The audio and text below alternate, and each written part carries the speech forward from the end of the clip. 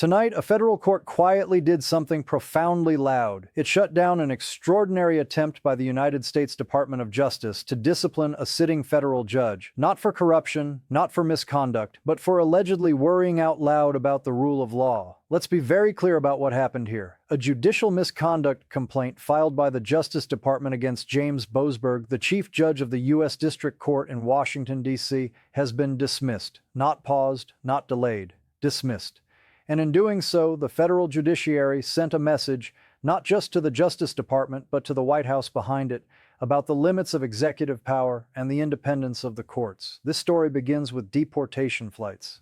In March, the Trump administration moved with unusual speed to deport several Venezuelan migrants to El Salvador, placing them in a foreign prison under the rarely invoked Alien Enemies Act. At the exact same time those flights were being assembled, Judge Boasberg was conducting emergency court proceedings to determine whether the deportations were lawful.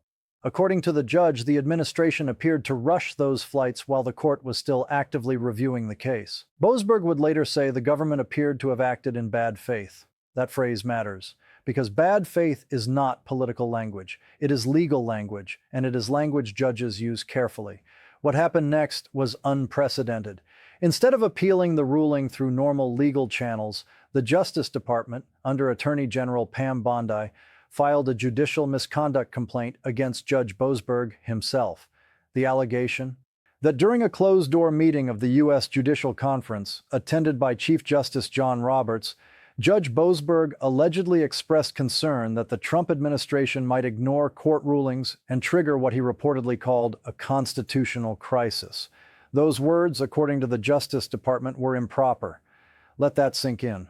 A federal judge is accused of misconduct for privately worrying, in a confidential judicial meeting, that the executive branch might defy the courts. That is not activism. That is not partisanship. That is literally a judge doing his job. Because judges are supposed to worry about constitutional crises. They are supposed to worry about whether court orders will be obeyed. They are supposed to defend judicial independence. And tonight, the judiciary said exactly that. The misconduct complaint was reviewed not in Washington, where conflicts of interest were cited, but by the Sixth Circuit's Judicial Council, overseen by Chief Judge Jeffrey Sutton. Judge Sutton's conclusion was unambiguous. First, the Justice Department could not even prove that Judge Boasberg made the alleged comments.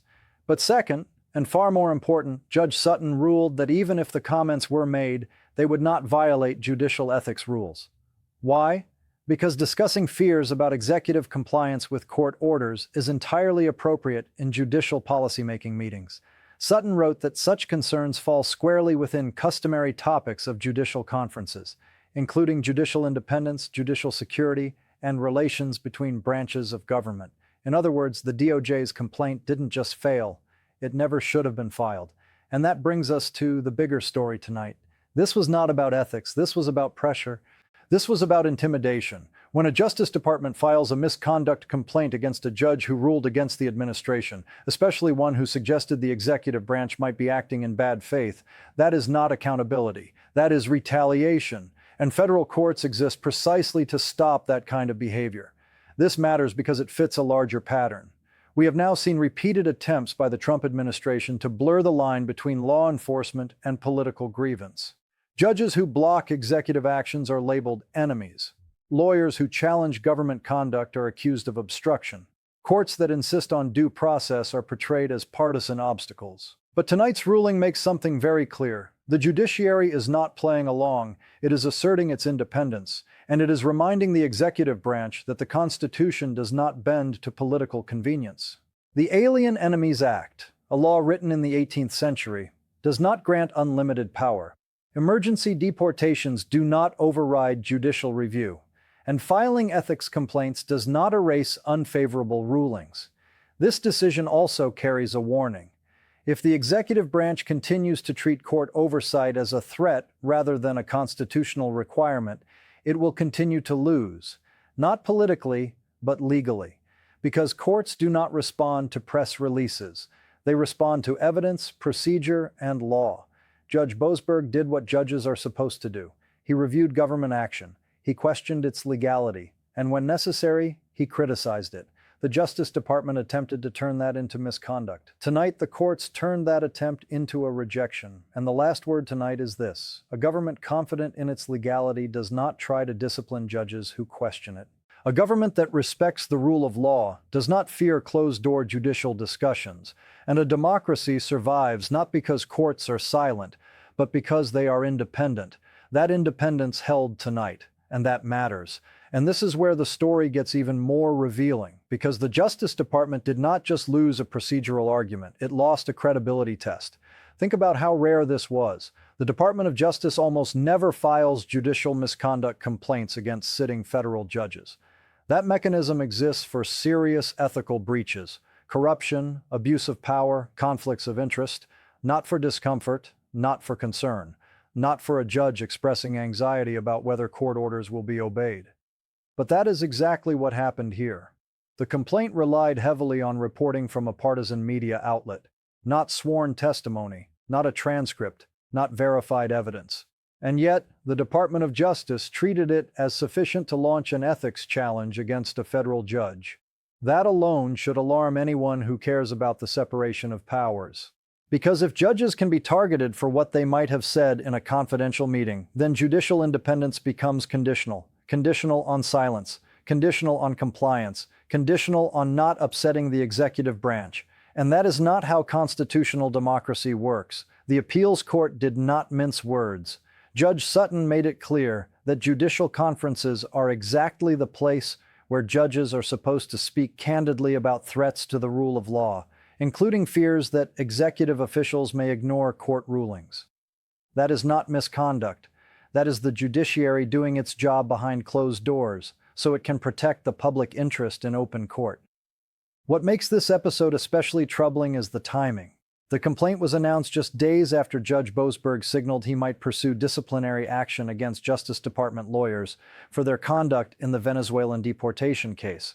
In other words, the judge scrutinized the government, and then the government scrutinized the judge. That sequence matters because power flows downhill. Judges do not control prosecutors' careers. Prosecutors do not fund courts. Judges do not run agencies, but the executive branch does, which is why the judiciary has always been shielded from political retaliation until now. And let's be honest about what this reflects. This administration has shown an increasing willingness to test whether legal guardrails are real or merely suggestions. We saw it in emergency deportations executed while court hearings were underway. We saw it in public attacks on judges who ruled against the administration. And now we have seen it in the attempt to turn an ethics process into a political weapon. That attempt failed. But the attempt itself is the story. Because this was never really about Judge Boasberg. It was about sending a message to other judges, a message to the judiciary as a whole, a message that scrutiny will be answered with pressure. Tonight's dismissal sends a different message back. It says, the courts are still independent, judges are still allowed to think, and the Constitution still applies, even when it is inconvenient. And here is the deeper consequence. This ruling will not just discourage future misconduct complaints of this kind. It will embolden judges. It tells them they do not have to self-censor out of fear that the executive branch will retaliate. It tells them that voicing concern about constitutional breakdown is not radical. It is responsible. And it exposes something else. If the administration believed its actions were fully lawful, it would have welcomed judicial review. Instead, it treated judicial review as hostility. That is not strength, that is insecurity. Because strong legal arguments survive scrutiny. Weak ones try to silence it. The Justice Department declined to comment after the complaint was dismissed. Judge Boasberg declined to comment as well. And that silence speaks volumes. Because judges do not argue their cases on cable news. They argue them in court. And tonight, the court ruled. The DOJ's attempt to discipline a judge for worrying about the Constitution is over. But the question it raises is not. How many more times will the executive branch test the boundary between lawful authority and raw power? How many more times will courts be asked to remind the administration that judges are not employees of the White House? And how many more times will the judiciary have to say, calmly, firmly, that fear of constitutional crisis is not misconduct. It is foresight. And that brings us to the last truth tonight. A democracy does not collapse when judges speak up. It collapses when they stop. A government that respects the rule of law does not fear closed-door judicial discussions. And a democracy survives not because courts are silent, but because they are independent. That independence held tonight, and that matters.